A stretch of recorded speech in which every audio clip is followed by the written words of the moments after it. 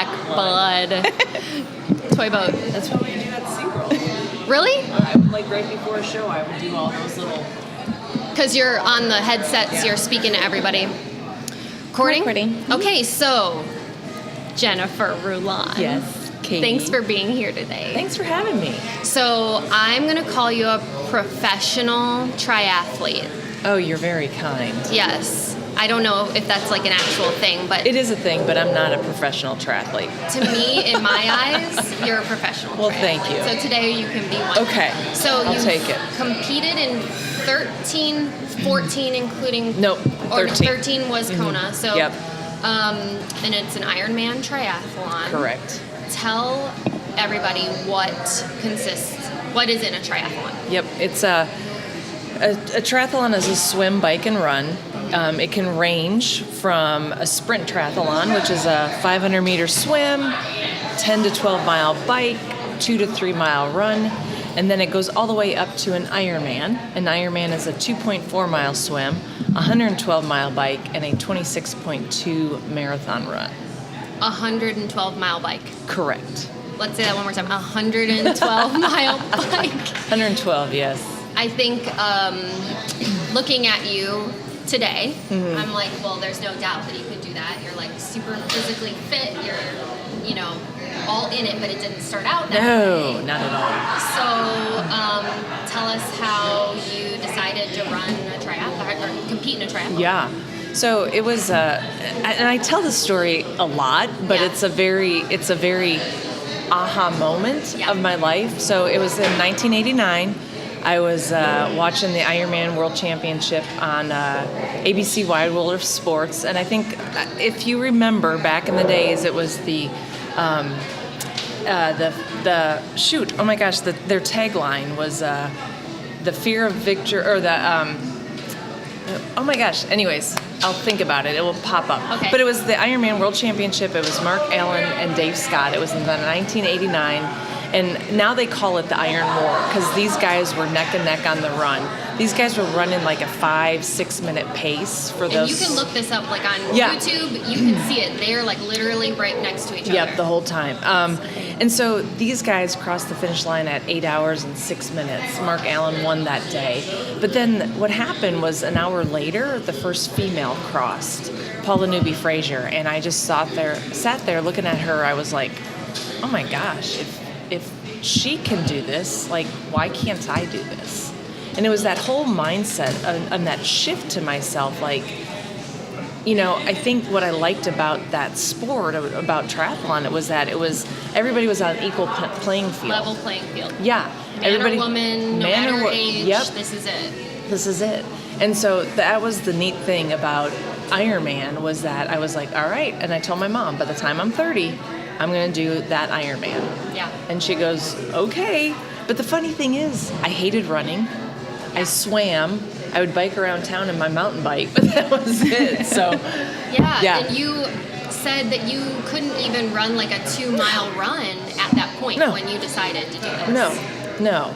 And here's the thing, I was 17 when I made that choice. Right. So by the time I was 30, I said to, I just said, all right, I need to start trying this triathlon thing out, Right. And my first triathlon was in 1992, and it was a sprint triathlon. It was I don't even remember the distance, but I think I did it under 2 hours. Yeah. And it's so funny because I went back home a couple weeks ago, and I had my old calendar. Home is Whitewater, Wisconsin. Yep. Mm-hmm. I went home, and my mom still had a calendar from 1992, and on there I put, I did it. I did my triathlon. My bike was terrible, but I said, I can do anything now. Like, that was the mindset. I might cry. I know. I can do anything. Now. Yep. Tell me about that feeling when you crossed the finish line. Of the first triathlon? Yeah, the first one when you crossed the finish line. It was, and I didn't, it was that mindset, like, oh my gosh, I feel like $1 million. Like, I thought, I can do this, I can do a triathlon, I can swim, I can bike. geez, what else? I can run. Geez, what else can I do in my life? What else can I do? Yeah. So you finish your first triathlon. Where are you at in life personally? So you said it's 1992. Are you going to school at that point? Where are you past school? Are you... Yeah. Was I at school? I think I was still finishing up school. I think I did the 4.5-year college degree plan. The little extra plan. Yeah, nothing wrong with that. No. And so at that point, I got I received my degree at University of Wisconsin-Whitewater Division III school, and with biology degree, psychology minor, but I was never into sports. Like, and here's the thing, like, I never felt like I was a very active person. Right. But I played sports. I played softball. I played basketball. I was a cheerleader. I played flag football with the guys. Athletic family. Yeah, my brother was like the quarterback of the football team. The big star. Yeah, the big star. So here I was, the little sister. Yeah.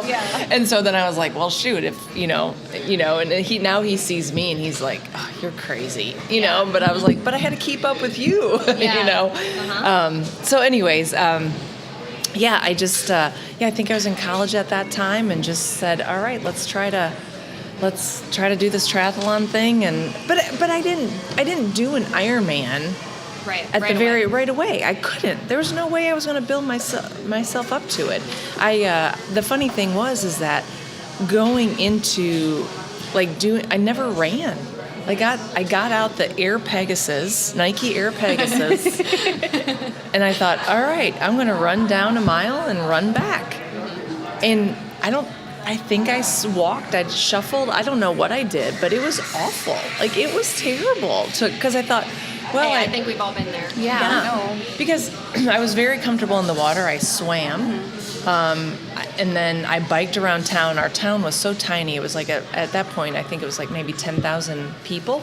So like running across town and back was like, actually from my mom's house across town was 2.5 miles total. So Small little town. So I biked everywhere I went. Yeah. So the swimming and biking was not a problem, but then the running, I was like, well, I better start running if I want to do this triathlon thing. And in 1992 was my first triathlon. So, yeah. And so you got your degree in biology, and is that what brought you to San Antonio? Yeah, yes. Because you started working. I started working at SeaWorld. Yes. Yes. This is I just find this fascinating. So here's the thing, I don't know what it is about me or what it was that drove my brother and I. My brother and I are very driven people. We were all about the hustle. I think mom instilled us with that, which is wonderful. Shout out to mom. Shout out to mom. But in 7th grade, so here I was, in '89. So I was a senior at that time, and I saw that Ironman World Championship. I said, I'm going to do that. I'm going to do that race, right? But in 7th grade, I saw another. It was Shawn Weatherly. I think she was Miss America, Miss USA, and she dove with sharks and swam with penguins in the Antarctic. And once again, it was a woman influencer going, well, if she can do that, I can do that. Yeah. So then my mindset was like, I want to swim with dolphins. I want to work with marine mammals. And of course, everybody in Whitewater, Wisconsin was like, well, you can't do that. There's no ocean up here. And I'm like, watch me. Challenge accepted. And done, So I think, starting back, I'm not going to go back with my whole life, but Right. 7th grade, I'm like, I'm going to work with marine mammals. That's what I need to do. Yeah. And then, I want to do an Ironman triathlon. So my whole life was revolved around trying to get in the marine mammal field. Right. So I did an internship at Minnesota Zoo, worked with dolphins, and then I moved down to Gulfport, Mississippi. I was down there with dolphins and sea lions, and then in '97, I moved over to San Antonio, and I worked at SeaWorld over there. And I worked my way, and the cool thing with SeaWorld, it was a great job. I was there, I left in '09. Yeah. It was a phenomenal job. I worked with beluga whales, dolphins. I worked with the California sea lions, walruses, and otters. And then my last 3-4 years was with the killer whales. So. And we're going to share some of those pictures. Yeah. We'll share some of those. And of course. You have them on your pages too, because I mean, it's like otherworldly. And you don't do this anymore. So do you I sometimes look back at it and are you like, wow, I can't believe I lived that life? Like, I don't know. Or just super appreciative of it? What do you think of? Super appreciative. Yeah. Because especially of everything that happened over the last couple of years with some of the negativity towards SeaWorld. You know what? I mean, I went into that job every day knowing that I loved those animals. And that's the thing about the trainers. Those trainers now, and I can guarantee from back when it all started to now, those trainers are in there because of the love of those animals. And if we could get bigger pools, we would in a heartbeat. We'd be like, yep, snap of the fingers, let's get the bigger pools. Of course we would. Right.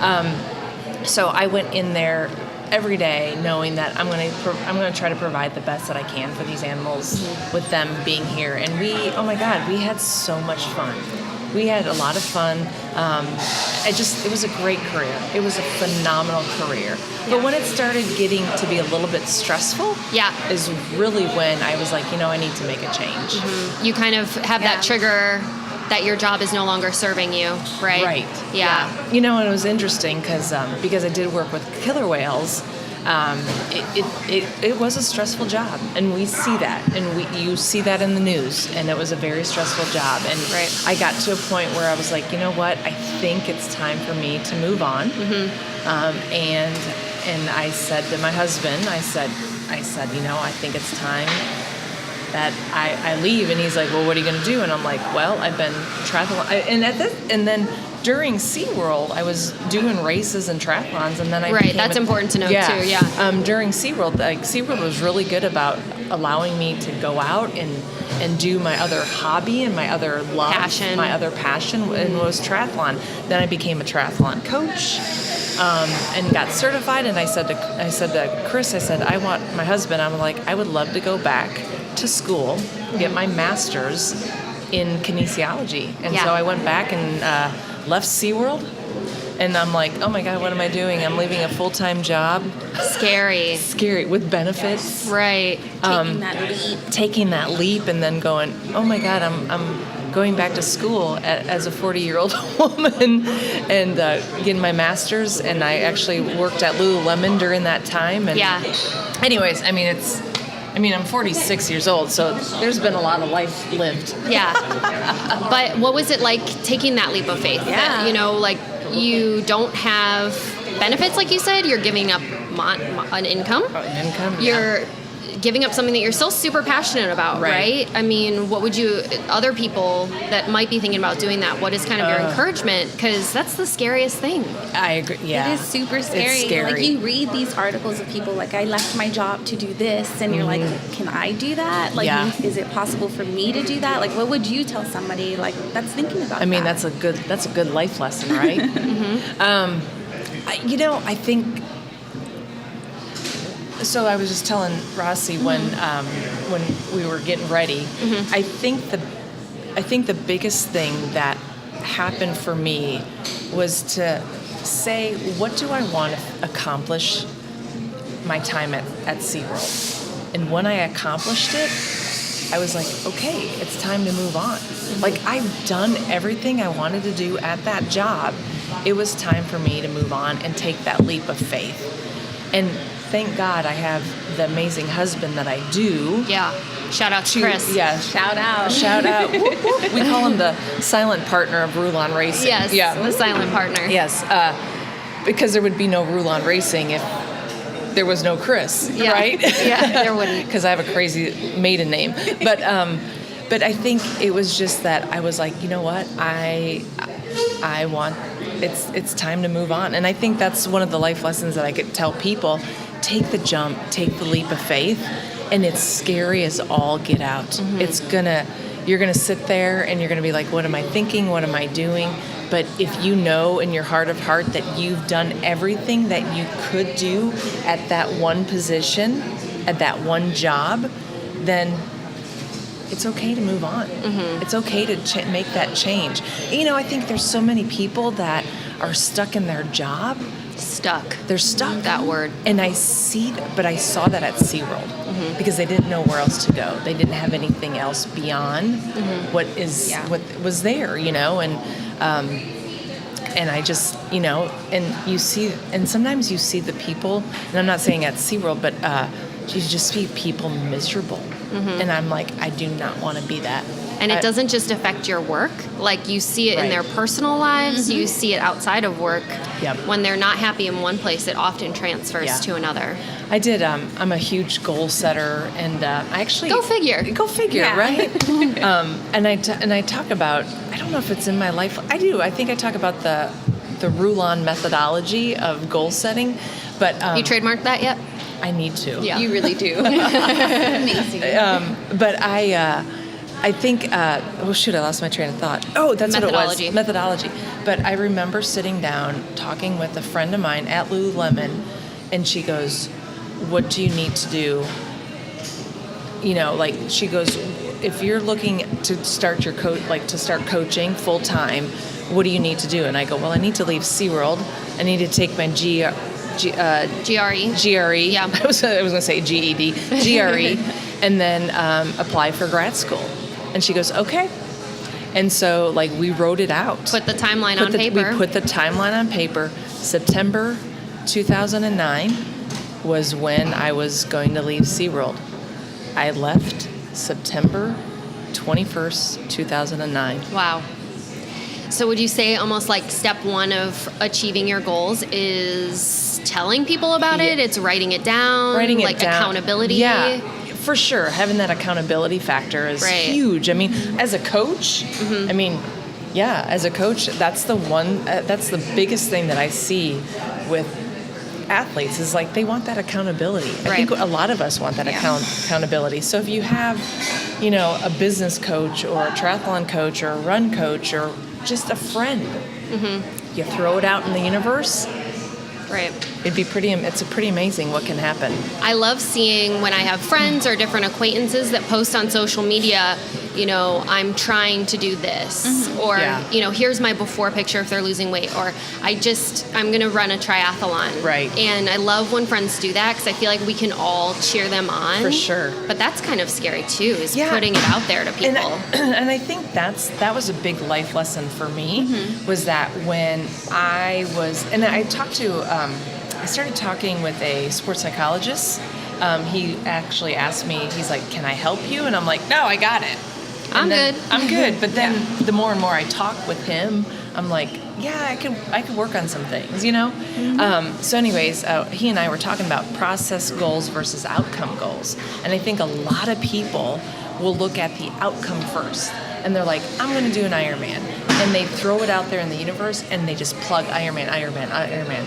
But what about, you got to swim, bike, and run still. You still gotta do things. And so that was a huge lesson learned for me because I put a hashtag out there. I put Kona 2015. Well, guess what? I didn't go to Kona in 2015. I didn't go to Kona in 2016, but I went in 2017. Right. But I think I was getting so focused on the outcome that I needed to stay focused on the process. Right. So that was a really good lesson learned. And in the process, when you're truly focused on the process, that's where you're able to learn. Yes. Otherwise, you come to, and you set a goal to get to Kona, which is the world championship of Ironman in 2015. And if your only goal is to get there, then you've failed if you don't. Right. But if your goal is to learn along the way, then you didn't lose anything. Right. But you didn't go to Kona in 2015. Correct. And that was your goal. So that was pretty disappointing. 100%. And talk about that. How you went through getting your groove back. That took a lot out of you. Yeah, it did. I mean, so this was this is where you and I met. Yeah, this is So it was 2014. I love this story. Yeah, it was. You did an interview with me, and I was doing my 10th Ironman. Yeah. And it was at Ironman, Texas, in the Woodlands, and I was like, all right, it's my 10th Ironman. This is the one. This is the one. I'm going to qualify for Kona. It's going to be epic. It sure was epic, all right, because this race was brutal. I don't know what happened. So they ended up changing the swim because they had so much rain in Houston that year that they had to end up, like, the flow of the water was not good. So then they ended up changing the swim a little bit. It was still 2.4 miles. The bike, they ended up shortening it because the roads were trash because of some of the flooding. So it was down to 95 miles versus 112. That's fine, whatever. But then on the run, it's 3 loops on the run, and it was truly it was hot. It was May. Was it May? Yeah, it was May. And it had just downpoured, just to clarify, and flooding and trash, all that stuff. Yes. Okay. Prior to that, I would think, so it was in mid-May. Some really bad flooding too. Bad flooding. So they had to cut the course. Mm-hmm. Well, then during the race, on the run, it was just brutally awful hot.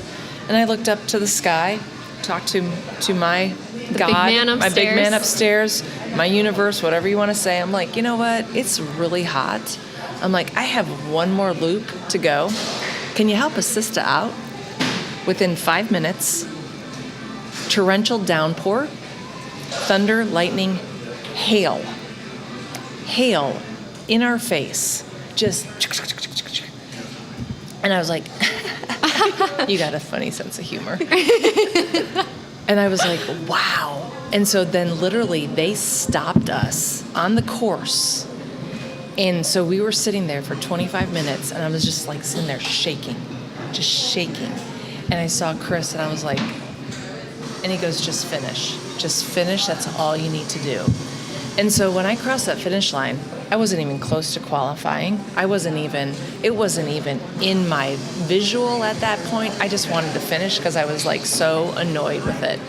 And so at that point, I was like, I'm sort of over this Ironman thing. I was like, I'm sort of sick of trying to go for that outcome goal, you know? And I was like, I really don't know what to do anymore. So Mom and I went to Scotland for 10 days, and I sat with myself and ate biscuits and coffee and castles. Yeah. It was awesome. I just sort of had to step away from the world and the Ironman world and reevaluate. And then when I reevaluated, I said, you know what? I need to go do races that will fuel my soul, and not do races because I'm trying to qualify for an event. Exactly. And so you were the first person that really got me personally thinking about my why. That's a big thing for you. It is a big. And so you basically had to reevaluate your why here. 100%. Mm-hmm. You know, you think your why is running these races, period. Mm-hmm. It's to be a triathlete, but you had to step back and reevaluate your why. Talk a little bit about what a why is, right? Yeah. And how you found it.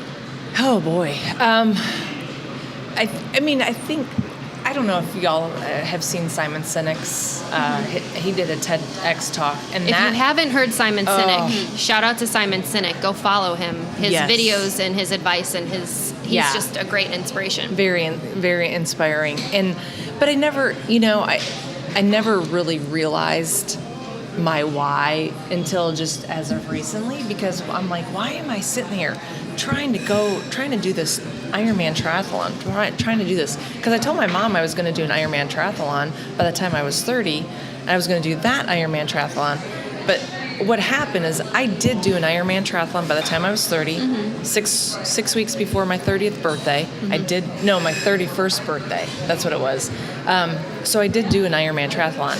But I wanted to do that Ironman triathlon, the one in Hawaii, the World Championship. And the biggest, I think there were 2 factors behind my why. One of them was my grandfather, who was extremely motivating, inspirational to me. He was a very strong father figure for me. And when I told him, I said, Grandpa, I'm gonna go do an Ironman in Hawaii. I was 17, and he goes, okay, well, when you go, I'll go with you. And I still remember that to this day. I'm gonna cry. I love grandpas. Yeah, grandpas are the best. They really are. And he and I just, like, he was just the most positive. He just loved his grandkids, loved his family, World War II vet, like, Incredible. Incredible human being. And that was my mom's mom. Or I'm sorry, my mom's dad. Yeah. And so then that was part of my why. Another part of my why was, and I talked about this in my TED Talk, in my TEDx talk, was that I always wanted to receive validation from my dad. My dad and my brother had this amazing bond through sports: football, basketball, baseball, hockey. They had this great bond, and I never got that bond with my dad. I'm like, man, I really want that bond. So what do? I try to do a triathlon because I think, well, maybe if I do something so crazy big, he'll recognize me, or I'll get that validation. Right. And so then when I crossed the finish line to my first Ironman, I realized, you know what? I don't need my dad's validation anymore. Wow. I just validated myself of who I was as a person, as a woman, as an athlete. Like, I did the work, and I just validated myself. So when I stepped away after Ironman Texas, you were asking about what is a why. I think you have to find out what inspires you within yourself. And so what I realize is my why is I love crossing the finish line because I feel empowered. I feel it's a confidence booster. It's just that going back to 1992, I can do anything. It's that feeling. It's that feeling. Like, even, I did a race at Cap Tex in Austin, Memorial Day. Got first in my age group. It was girl. It was that whole mindset of, like, I can do anything. It's that confidence that I need sometimes in my life to move forward with my business and everything else. So. And there's a chapter in your book about loving yourself. Yeah. This one's huge for me personally, and you give some great tips about how to truly love yourself, which is so important. And it's not just about love comes first, right? So you write that as well. Right. But, it's love from your family, it's love from your spouse, love friends, children, grandchildren. But you really can't have any of that if you don't love yourself first. Yeah. And that's kind of what you realized in that moment when you first crossed the finish line. I was just like, oh my gosh, you can get, and here's the thing, I knew my dad loved me. Oh yeah. I knew that, and my dad has passed, so I wish I could have these conversations. Well, I guess he is hearing these conversations, and I really, and I knew he loved me, but I just really realized that it was time to start loving yourself for who you are. Trust me, I have my moments of like, oh my gosh, look at, Poor me. Yeah. We all have those moments because we're human. 100%. But I think if you can flip it more as being taking care of yourself versus trying to get that validation everywhere else. And that was one thing. I was talking to a girlfriend of mine, like, in the social media world, we worry about how many followers we got, how many relationships we get on a platform. Yeah. But we got to remember our relationships with ourselves and with our family and the face-to-face time versus a number on social media. And when you really started loving yourself, did you notice that other relationships in your life improved? Did they change? Your were you married at that point? Yes. Yeah. So like even your marriage, like you notice a shift? Yes. Well, and I think sort of what you talked about, like, so I left SeaWorld, went back to school, got the master's degree. And then, Chris and I are like, okay, we're how many years into our marriage? Okay, what's next? We should have children, right? Right. And so then it got to a point where we were trying to have babies. And I had 4 miscarriages, and I could not have a child. But all the testing, everything was fine. But then I sat there, it was very hard for me because look at what I've accomplished. And you're a goal-oriented person. I'm a goal-oriented person. I'm thinking, I can't have a freaking child? Like, this is ridiculous. And so it was really hard. It was a really hard 2 years to really learn how, like, there's things that you can't control. Like, that's a higher power that somebody's saying, you know what, this isn't going to happen. So then how are you going to make that shift, right? You can either sit there and be like, I'm never going to have this. I'm not good enough. Oh my gosh, yes. Or you can turn it around and say, how can I make something positive out of this? And I felt like an absolute failure. Yeah. Felt like an absolute failure because I'm like, I can do everything else in my life pretty darn good, but I can't have something that a woman is supposed to do. And that was gut-wrenching. Lots of therapy later. Yeah. But, I really think, though, I had to go through that challenge to really learn to be like, all right, no, you're not a failure. Like, you have accomplished a lot of things in life. Like, and you're going to keep accomplishing things because that's who you are. And so I think, but it took me a while to be comfortable saying it too. Yes. And I'm sure that now that you're talking about it, it helps a lot of other people. I've had somebody recently tell me that they had 5. Oh, jeez. And, I have another really young friend who just experienced one, and I just think it's so much more common than we're talking about. Yep. And it has to be gut-wrenching. I mean, physically and mentally. For sure. So I'm really, really glad and proud of you, too, for sharing that. Thank you. I think that's really important. So I want to, maybe this is going to be a hard transition. That's okay. But you're SeaWorld. Yep. You quit your job. You go back to school. Correct. You're working at Lululemon while you are going to school. Correct.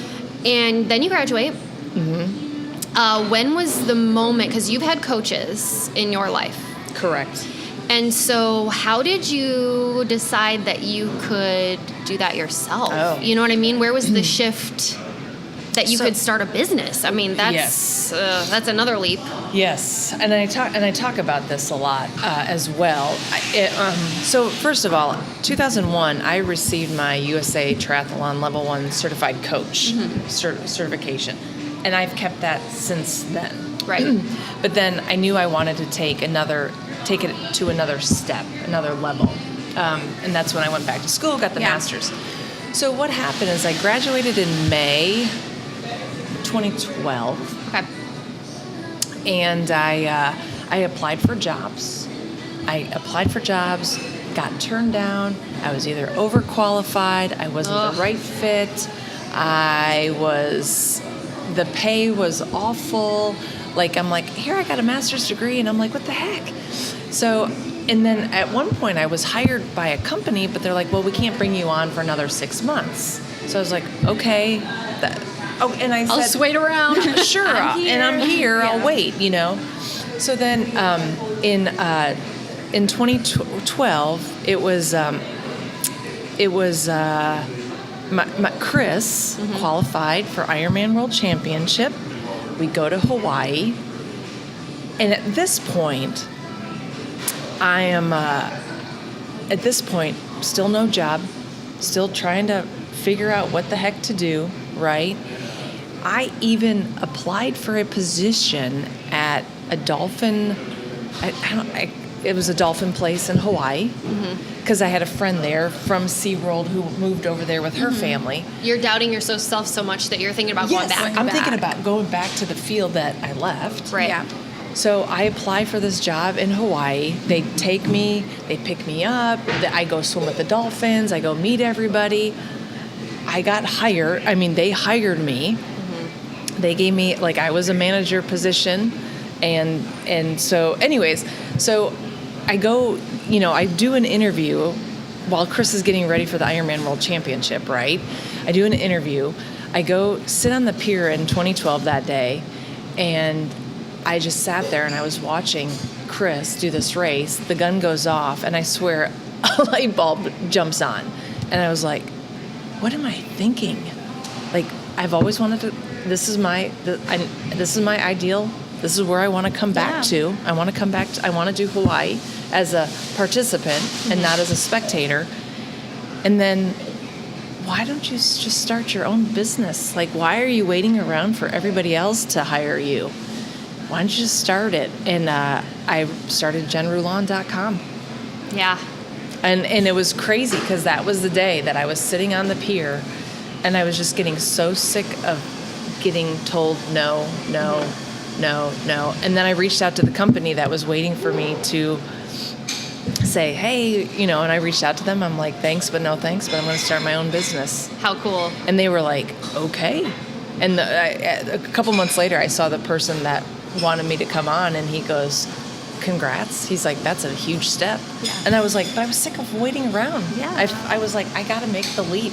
I got to go and try something. And so I did Jen Rulon LLC, and then I did a doing business as jenrulon.com. Awesome. Yeah. Now I'm figuring out a trend here in that when you really take the time to listen, like when you take the time to slow down, slow your roll, and listen, that's when you find clarity. That's kind of where you find... You good. See, I'm listening to you. You are. And that's when I found clarity. No, I'm just kidding. But like, I think we're so consumed with the go. We've got family, we've got friends, we've got jobs. Yeah. But sometimes it's just give yourself an hour. Just give yourself an hour, go somewhere quiet and think. And that's when you might find it. Yeah. And, it's interesting because you're right. I am very much about, I just need to sit. And I think it was so how do I make this transition? Yeah, so like even going up to the race in Austin this Memorial Day, I said to Chris, I'm like, I just need to step away for a little bit. Like, I just need to step away from the business. I need to go into my element. And my element is to do a race because that's where I get the confidence. That's where I get that drive and that clarity. And so it was very helpful going into June for my business. So.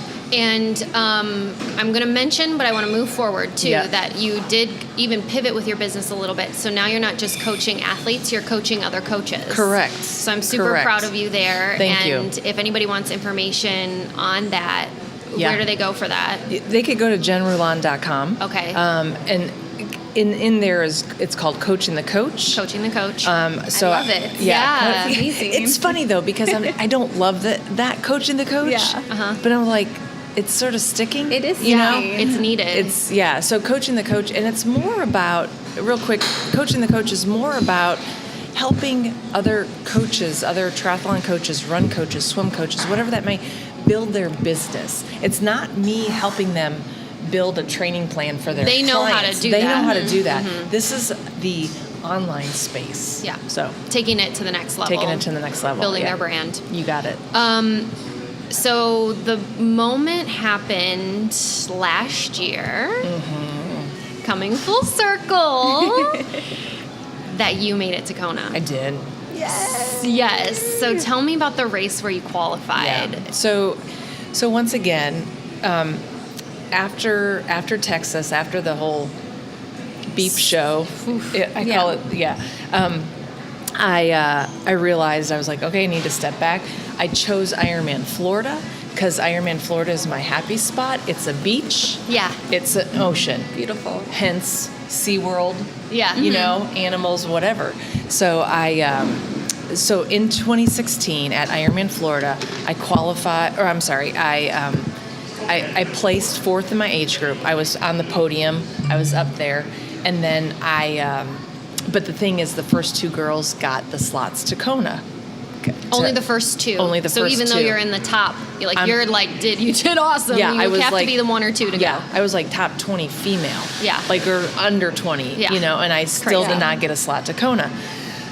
So once again, I do that. I get that, I get on the podium. So then I'm like, rawr. I'm like, I tasted the blood. So then Chris and I just sort of sat and we talked once again, sort of got some clarity. And I was like, I need to find a race that suits and fits my strengths. So we chose Ironman Mont Tremblant. It was in Canada. And I told him, I said, I love the water, I love the ocean, but I am not a good ocean swimmer. I mean, we're in San Antonio, Texas. We don't have an ocean. We do, but it's, You can practice swimming, but you're not practicing in the ocean. Yes. Exactly. So I said, I need a lake wetsuit swim. Because Ironman Texas was a lake, man-made lake, non-wetsuit. Lake in quotes. Non-wetsuit. So I said, I need a wetsuit swim. So in 2015, he and I did do Ironman Mont Tremblant. What? Anyways, I'm getting all that. Yeah. Mm-hmm. So then I chose Ironman Mont Tremblant. I knew I needed a lake swim. And so I went into that race strong, confident, feeling very powerful, and I was ready. I knew I was ready. So my motto going into that race, and this is something that I do for my athletes, I say, pick something that you need to stay on top of mind for that 2.4 mile swim, that 112 mile bike, and that marathon run. When you're struggling. So I knew in my swim I needed to swim strong, I needed to bike smart, and I needed to run like a Pac-Man. And that's, I have to give props to one of my besties, JoJo. She was like, Jen, I need you to go into that. She goes, the run's your jam. She's like, you're a good runner. She's like, so when you go past somebody, she goes, I want you to, gobble them up like Pac-Man. Like, those are your, little... They're your little power pellets. Power pellets, Yeah. yep. So anyways, so on the run, so I swim strong. I had a good swim. I felt really, my bike was exactly where I needed to be at. And so on the run, I was like, all right, let's do this thing. And I felt amazing. Now, you have to understand, here we are training in this crazy heat in San Antonio in August. We go up to Canada, and it's 75. And we're like, it's almost like how the Olympians, they practice in Colorado where the elevation's higher, so then they come down and they've got an advantage. Yep, exactly. Yeah. So anyways, I had no idea where I was at, in the whole race. The cool thing is my sister-in-law, my nephew, and my niece were there at the race. Nice. And I just knew, seeing my little niece, and she was 8 at the time, or no, she was 9 at the time. I knew that if I could qualify, or if I could show her, anything is possible.